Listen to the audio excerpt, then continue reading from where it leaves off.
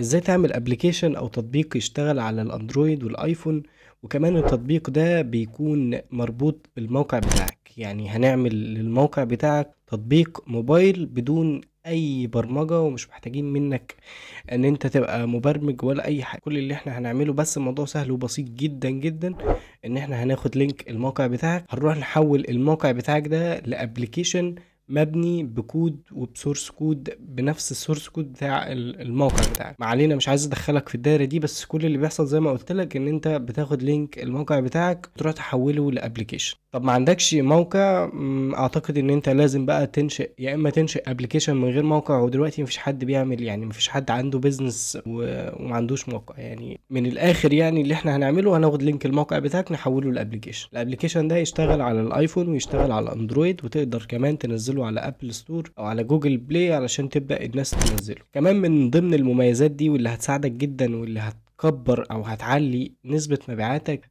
بنسبة كبيرة، وان انت عندك بالك نوتيفيكيشن، او ان انت تقدر تشغل اشعارات على الابلكيشن ده. يعني تقدر تبعت للناس اللي محملة الابلكيشن بتاعك اشعارات. فيلا بينا نجرب الموقع بتاع النهارده. فكل اللي انا محتاجه منك كوباية القهوة او الشاي اللذيذة بتاعتك واللابتوب بتاعك او الكمبيوتر، وتعالى بقى طبق معايا واحدة بواحدة، وان شاء الله في اخر الفيديو هتشوف النتيجة بنفسك. يلا بينا هنفتح الموقع ده. اللي هسيب لك اللينك بتاعه في اول كومنت او في الديسكريبشن. موقع اسمه ميديان سي او، ممكن تسرش عنه في جوجل عادي وهتلاقيه. ما لقيتهوش هتلاقي اللينك بتاعه. هيظهر لك الموقع بالشكل ده زي ما انت شايف كده. هنضغط على اللوجن عشان نبدأ نعمل حساب او نكريت حساب.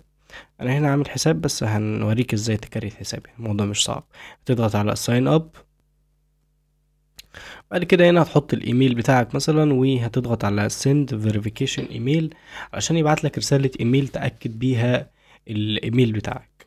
بعد ما تضغط على send verification email هتلاقيه بعت لك رسالة ايميل زي دي كده على الايميل بتاعك. فانت بتروح تضغط verify your email علشان حسابك يتأكد. بعد كده بيحتاج منك شوية بيانات بسيطة زي الاسم والاسم التاني والباسورد بتاع الاكونت بتاعك، فبتملاهم وترجع تعمل لوجن تاني بنفس الباسورد ونفس الايميل، والموقع بيشتغل معاك. احنا هنعمل لوجن بالحساب. اول ما بتفتح بيجيلك الصفحه دي، او مش بالظبط الصفحه ديت، يعني ممكن تلاقي نفس المتطلبات كده بس مش نفس الشكل يعني. فهو اللي بيحتاجه اصلا يعني الويب سايت يو ار ال، وده يعني نفس اللي انا قلته لك في الانترودكشن بتاعت الفيديو.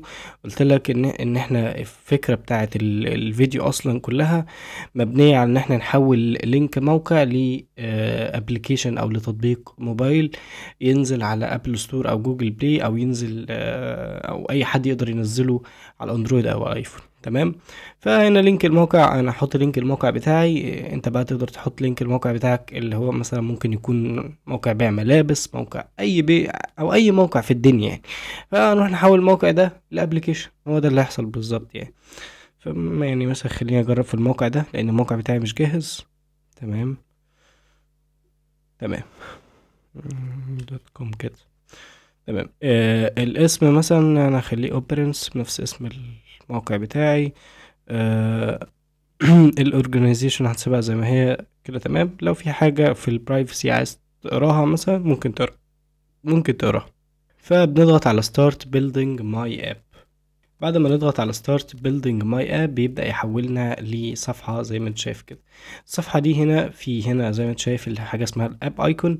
الاب ايكون ديت اللي هي الايقونة بتاعت الابليكيشن بتاعك اللي هتظهر بره من بره يعني. فانت بتضغط كده وتروح تختار اللوجو بتاع الشركة بتاعتك علشان تحطه مثلا كاب ايكون يعني.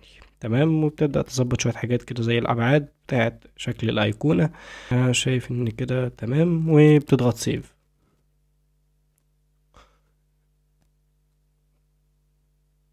بعد ما تضغط سيف هتلاقيه تحمل على الاي او اس، وتروح تظبطه برضو على الاندرويد. ده بيبقى شكله على الاندرويد. ممكن تظبط بقى شوية الأبعاد دي كده، تعدل شوية حاجات وتضغط سيف برضو. بقى كده نكون رفعنا الايقونه بتاعتنا او الاب ايكون بتاعنا على الاندرويد وهي على الاي او اس، على النسخه الاندرويد وعلى النسخه الاي او اس. بعد كده بتنزل تحت بتظبط شويه الوان بسيطه، الالوان بتاعت الدارك مود واللايت مود، وتعدل البرايمري كولر او اللون الاساسي اللي في الاي او اس واللون الاساسي اللي في الاندرويد. دي بتبقى على حسب الايدنتيتي بتاعت البراند بتاعك او الالوان اللي انت بتستخدمها في البراند بتاعك يعني. كل ده افيلبل وكل ده متاح ان انت تقدر تعدل فيه بكل بساطة. يعني الموضوع سهل وبسيط جدا زي ما انت شايف كده. تختار اي لون وتبدأ تعدل عليه. بعد ما بتعدل الوانك وتظبط دنيتك وتعمل كل الحاجات دي بتضغط سيف. تمام. وبتعمل تشيك تو ستارت، وهو لوحده هتلاقيه بيقول لك بيلدينج ايه الابلكيشن بتاعك للاي او اس، وبتعمل له تشيك كده. هنا بسيط، هوري لك دلوقتي ازاي. بعد ما الخط ده يخلص كده هتلاقيه ظهر بالشكل ده. هتعمل تشيك تو ستارت اب عشان تبدا تحمل عشان تبدا تجرب قصدي الابلكيشن بتاعك. تمام. فخلينا نجرب مع بعض مثلا. او بكل بساطه الابلكيشن بيفتح، بيظهر لك بالشكل ده، يعني كأنه تطبيق تقدر تستخدمه، كأنه نفس التطبيق ونفس كل حاجة. تمام.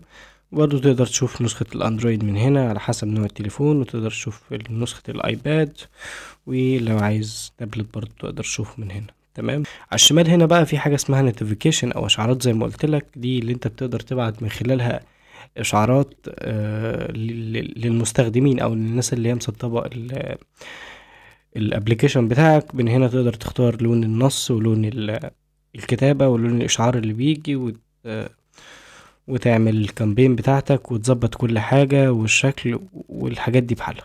هيكون سهل وبسيط بالنسبة لك، مجرد الوان بتعدلها ومجرد رسائل بتكتبها. تمام. بعد ما اخلص بقى الليلة دي بحالها وانا اخلص البيلدينج بتاعي واخلص كل حاجة، بنروح تحت على حاجة اسمها بيلد اند داونلود. تحت هي دي كده بالظبط.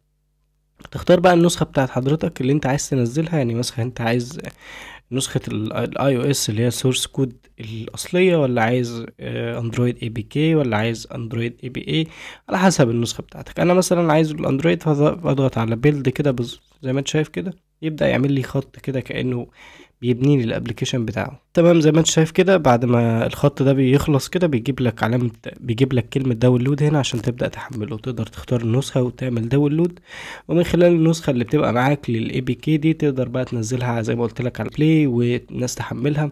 طبعا ده من خلال جوجل كونسل، بتدفع فلوس برضه عشان تنزله على جوجل بلاي. بس انت يعني احنا تخطينا مرحلة كويسة جدا ان انت عملت الابليكيشن اصلا.